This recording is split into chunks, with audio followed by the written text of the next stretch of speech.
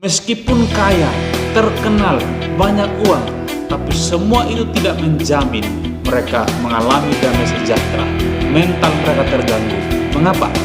Karena putus hubungan dengan Allah sumber damai itu sendiri. Salam, berjumpa lagi dengan saya. Dalam video kali ini, kita akan melanjutkan pembahasan kita mengenai jalan keselamatan. Dalam video kali ini, kita akan membahas mengenai keadaan orang yang tidak percaya kepada Allah atau keadaan orang yang belum percaya kepada Tuhan. Ada 6 keadaan yang menandakan keadaan orang yang belum percaya kepada Tuhan, yang merupakan konsekuensi logis dari 3 masalah fundamental. Yang pertama, manusia memiliki status anak iblis. Dalam Yohanes pasal yang ke-8 ayat 44 berkata bahwa iblislah yang menjadi bapamu dan kamu menuruti segala apa yang dikehendaki oleh iblis yang merupakan bapamu. Hal yang senada yang disampaikan juga dalam Efesus pasal yang kedua ayat yang kedua, bahwa kita atau kamu orang yang belum percaya, yang mati dengan dosa-dosamu, mengikuti roh penguasa angkasa, mengikuti kehendaknya. Nah, 2 ayat ini menunjukkan bahwa manusia dalam kondisi atau berstatus anak iblis. Masalah yang kedua adalah masalah rohani. Dalam 1 Korintus pasal 12 ayat yang kedua, firman Tuhan berkata bahwa pada waktu kamu belum mengenal Allah, kamu tanpa berpikir ditarik kepada berhala-berhala yang bisu. Ayat ini menandakan bahwa manusia mudah sekali diperdaya oleh iblis. Oleh karena apa? Oleh karena sudah dalam keadaan status anak iblis, maka dia mudah diperdaya untuk diarahkan kepada berhala-berhala yang bisu, yang bukan Allah yang sesungguhnya. Itu sebabnya sebenarnya dalam Keluaran pasal yang ke-20 ayat yang ke-5, 6, Tuhan berfirman bahwa jangan ada padamu Allah lain di hadapanku. Jangan membuat bagimu patung yang menyerupai apapun. Jangan tunduk menyembah kepadanya. Aku adalah Allah yang cemburu, kata firman Allah. 2 ayat ini menunjukkan bahwa manusia sedang dalam kondisi masalah rohani. Mengapa? Karena manusia diciptakan adalah makhluk spiritual. Karena makhluk spiritual, maka ada kebutuhan rohani yang manusia harus penuhi. Tetapi karena dibutakan oleh iblis, karena sudah menjadi anak iblis, maka manusia itu mudah diperdaya dan digiring kepada penyembahan-penyembahan yang bukan pada Allah yang benar. Itulah sebabnya manusia bermasalah secara spiritual. Bapak Ibu Saudara, sebagai akibat dari masalah rohani manusia, manusia juga pasti mengalami masalah mental. Kalau seorang bermasalah secara rohani, maka sudah pasti atau sudah dipastikan bahwa dia pasti mengalami masalah mental. Mari kita lihat perkataan Tuhan Yesus dalam Matius pasal yang ke-11 ayat 28. Di sana Tuhan berkata bahwa marilah kepadaku semua yang letih lesu dan berbeban berat, aku akan memberikan kelegaan kepadamu. Tentu ayat ini memberikan sebuah fakta bahwa manusia mengalami masalah mental dan kelegaan hanya didapatkan dalam Tuhan Yesus. Mari kita melihat contoh ya. Dalam PL, seorang raja yang luar biasa, yakni Saul, dengan prestasi, tapi ketika dia tidak mentaati perintah Tuhan, roh Allah mundur daripadanya, dia mulai mengalami masalah rohani. Lalu dia juga mulai mengalami masalah mental.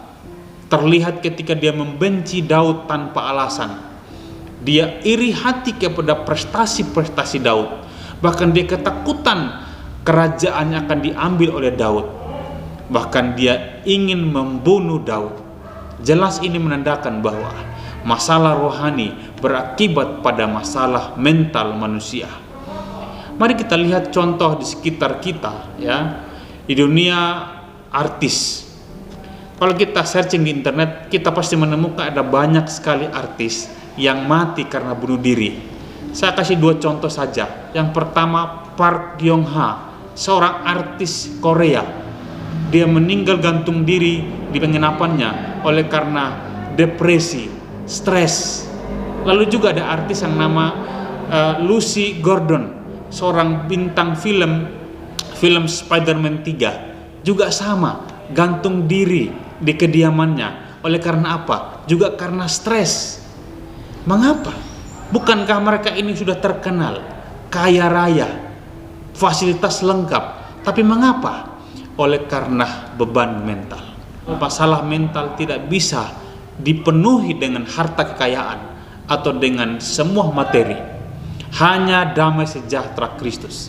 Itulah sebabnya Tuhan Yesus pernah berkata dalam Yohanes pasal 14, damai sejahtera kuberikan bagimu, dan apa yang kuberikan ini tidak seperti yang diberikan oleh dunia ini.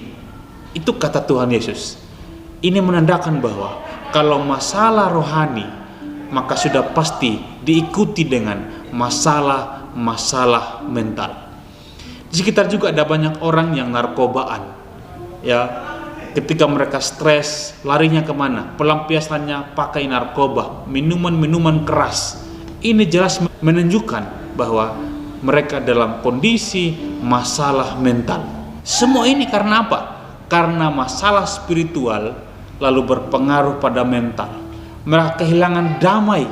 Meskipun kaya, terkenal, banyak uang, tapi semua itu tidak menjamin mereka mengalami damai sejahtera. Mental mereka terganggu. Mengapa?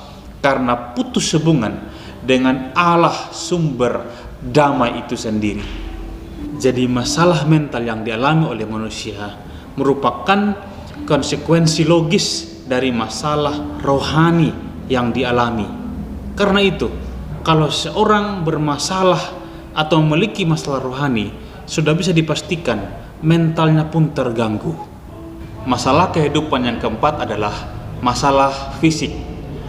Dan masalah ini memiliki kaitan erat dengan masalah mental, masalah rohani, dan status manusia dalam kontrol iblis. Kalau kita baca dalam Markus pasal yang kelima, ayat yang kelima, di sana kita bisa menemukan bahwa orang yang dirasuk setan, dia menyiksa tubuhnya, dia berkeliaran di pemakaman atau pekuburan, lalu menyiksa dirinya, berakibat pada sakit fisiknya. Lalu dalam Kisah Para Rasul pasal yang ke-8 ayat 4-8, di sana ketika Filipus memberitakan Injil, ada banyak orang yang dibebaskan dari kuasa kegelapan dan disembuhkan dari sakit-sakit fisik. 2 ayat ini kita bisa melihat bahwa sesungguhnya ada banyak sakit fisik yang dialami orang yang belum percaya kepada Tuhan, diakibatkan oleh karena kuasa iblis, oleh karena masalah rohani dan masalah mental mereka. Orang yang belum percaya kepada Allah juga mengalami masalah kehidupan yang kelima. Mengapa? Dalam Ibrani pasal yang ke-9 ayat 27 firman Tuhan berkata bahwa setiap orang ditetapkan untuk mati 1 kali saja, lalu setelah itu dihakimi. Ayat ini menunjukkan bahwa sesungguhnya kematian di dunia atau kematian secara fisik bukanlah akhir segalanya, tetapi ada kehidupan yang berlanjut. Mari kita perhatikan dalam Lukas pasal 16 ayat yang ke-19 sampai 31 mengenai kisah Lazarus si miskin dengan orang kaya.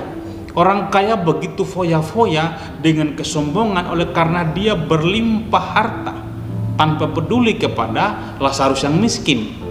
Lalu mereka meninggal dalam waktu bersamaan, lalu mereka dibawa kepada kehidupan yang berbeda. Si Lazarus ada dalam pangkuan Abraham atau di sorga, tapi sedangkan si kaya menderita sengsara di neraka. Ini menandakan bahwa sesungguhnya kehidupan manusia tidak hanya sampai di dunia, tetapi ada kehidupan yang berlanjut di mana kita harus bertanggung jawab di sana. Tetapi keadaan orang yang belum percaya kepada Allah, maka dia menghadapi situasi atau kehidupan yang penuh dengan penderitaan. Masalah kehidupan yang keenam adalah masalah yang diwariskan. dalam Matius pasal 27 ayat 25, di sana kita melihat bahwa orang-orang Yahudi, orang-orang Farisi, mereka berteriak dengan suara nyaring, "Biarlah darahnya ditanggungkan atas kami dan anak-anak kami serta keturunan kami." Ungkapan yang disampaikan adalah ketika mereka hendak mau menyalibkan Tuhan Yesus. Mereka mengakui bahwa kesalahan yang mereka itu berakibat pada anak-anak keturunan mereka. Karena sesungguhnya dalam Keluaran pasal 20 ayat yang kelima, bagian yang terakhir, Allah juga berfirman bahwa orang yang menyembah berhala atau orang-orang yang tidak percaya kepada Allah, kepada Yesus, mereka pun mendapatkan murka Allah sampai pada keturunan yang ketiga dan yang keempat. Ini merupakan masalah yang diwariskan sesungguhnya oleh orang-orang yang belum percaya kepada Allah. Perbuatan-perbuatan dosa atau kesalahan-kesalahan mereka tidak hanya mereka yang menanggungnya, tetapi itu ditanggungkan kepada anak-anak mereka, keturunan-keturunan mereka jika masih hidup dalam berdosa atau tidak percaya kepada Allah. Bapak Ibu Saudara, itulah sesungguhnya 6 masalah kehidupan yang dialami oleh orang-orang yang belum percaya atau tidak percaya kepada Allah yang benar, atau tidak percaya kepada Yesus Kristus. Bapak Ibu Saudara, lalu bagaimana solusi?